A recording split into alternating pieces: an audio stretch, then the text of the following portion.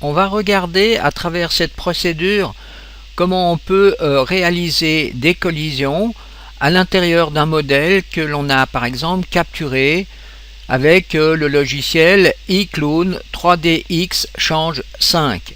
Donc je vais là sur File, je vais dans Google 3D Virus et je choisis par exemple le modèle que vous voyez ici, que j'ai donc téléchargé dans ce logiciel.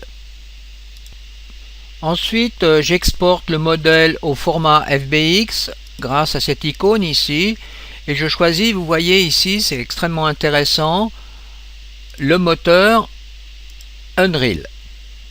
Donc je mets ici un répertoire, je donne là un nom et je fais OK pour exporter le modèle.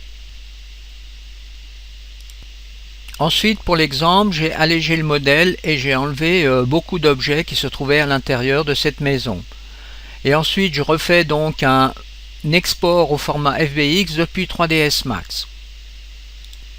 Ensuite, dans le logiciel du DK, dans Mi Package Tutorial, dans le répertoire Static Mesh, j'ai importé donc le modèle.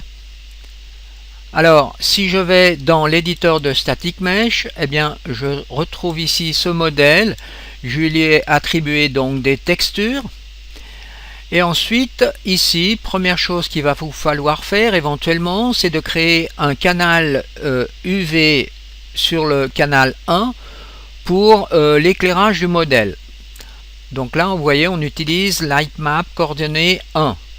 Donc ici, si vous faites UV, vous devez obtenir donc des UV. Alors donc pour créer ces UV, vous utilisez l'outil ici, générer unique UV. Et là, vous faites simplement applique sur le canal 1. Ensuite, si vous voulez créer une collision, alors déjà on voit que si je clique à cet endroit, eh bien il n'y a aucune collision sur ce modèle. Alors bien sûr on peut créer une collision en faisant simplement un simple cube autour de la static mesh. Alors faisons déjà ce premier test. Plaçons donc ce modèle dans une scène. Alors ce qui est le cas ici.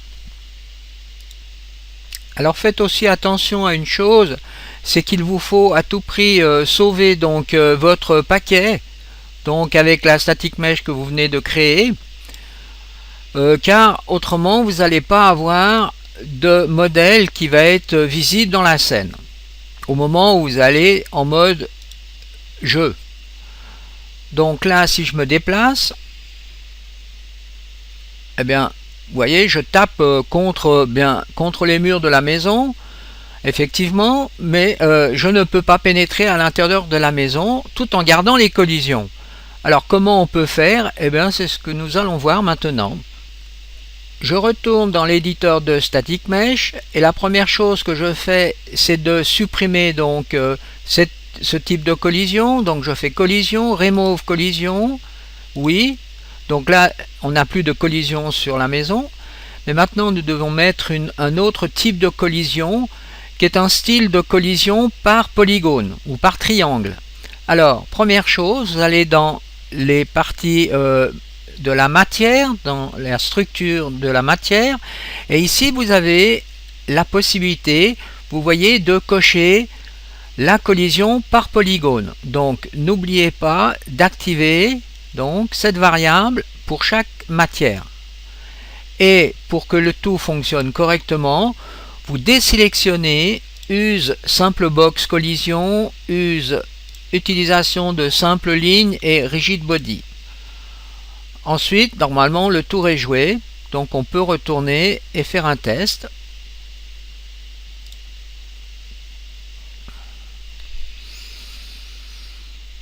Alors là, vous voyez, je tape bien contre les murs, mais je peux pénétrer dans la maison cette fois-ci, ce qui est quand même un avantage. Voilà, et je vais taper encore de nouveau contre les murs. Donc si vous créez un modèle dans un autre logiciel, 3ds Max, Maya, Blender ou bien Cinema 4D, eh bien vous pouvez donc quand même créer vos collisions. Voilà, c'était le but de ce cours.